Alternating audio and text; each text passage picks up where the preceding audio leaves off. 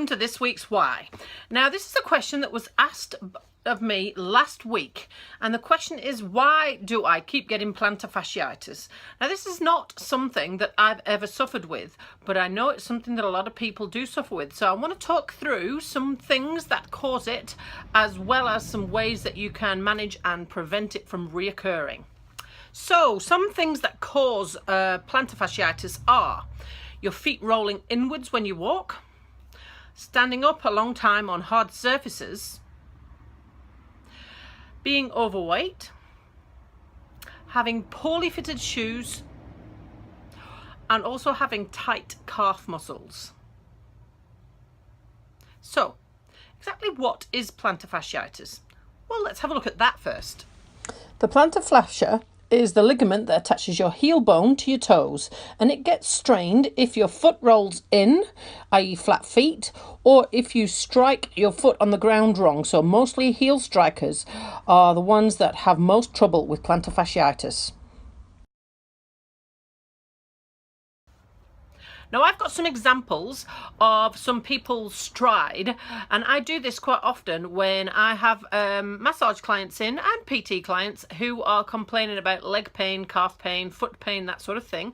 I always video their walk and analyze how their feet and legs, hips and knees all follow through when they're striding along.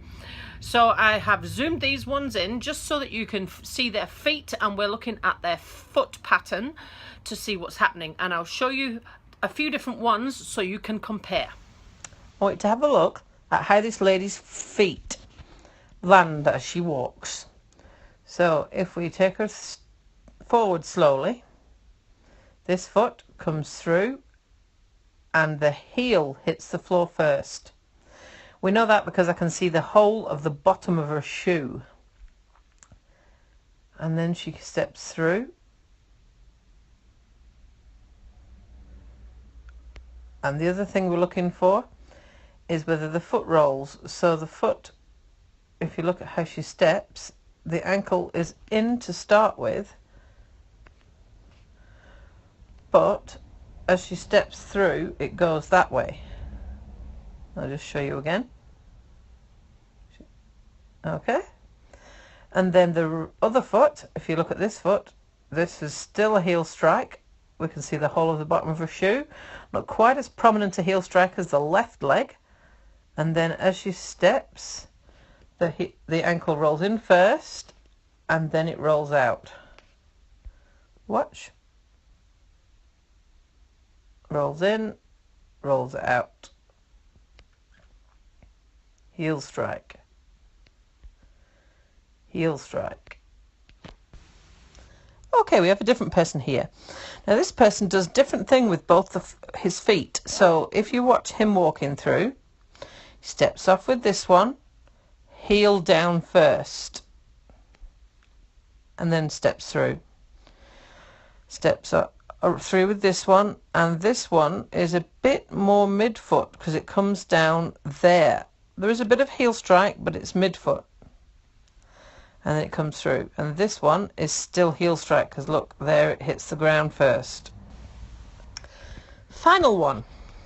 Now look at this lady. Now she's wearing slightly different shoes, so that also affects how you're walking, but never mind. I just want you to look at how her foot lands. So she steps off, foot comes down midfoot. Foot comes down midfoot. Exactly like it should. Midfoot. So, now, how do you know which one is yours? Well, there's a few things you can do as a bit of detective work to find out how your stride pattern works without having to have someone video your feet. The first and most important one is to look at your shoes. Now, I've actually got corrective orthotics in my shoes because I have got knee pain and I've got flat feet. And so my corrective orthotics look like this. Now, they are rigid orthotics, which have got a plastic arch support, and they've also got a heel support in there too, because I do get heel pain because of my flat feet. So these are in my shoes all the time, and that helps my foot land and follow through correctly. So you'd hope that the pattern of wear on the bottom of my shoes is actually correct if the orthotic is doing its work. So what you need to do is look at the sole of your shoe. Now this is just the shoes that I wear at work all the time. And the thing you're looking for is how your heel pattern is worn. So on my shoes, there's very little wear on my heel. Most of the wear on my shoes you'll see is through the midfoot. Now that's actually how it should be. So my orthotics are doing their work for my foot, and your foot should be striking here in the middle. And that's where the most of the wear should be. If there's too much wear on your heel, then that's a bad sign, and you may well have leg pain, hip pain, knee pain, foot pain, that sort of pain. And if that's the case, then the first thing you need to do is shorten your stride so that you can try and correct it and make your foot land in the middle.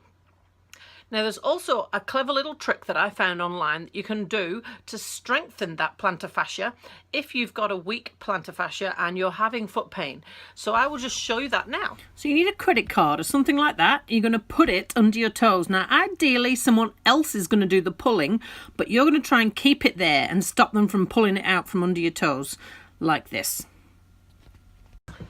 Now ideally it's better if someone else is doing the tugging, but that's okay. If it has to be you, that's fine.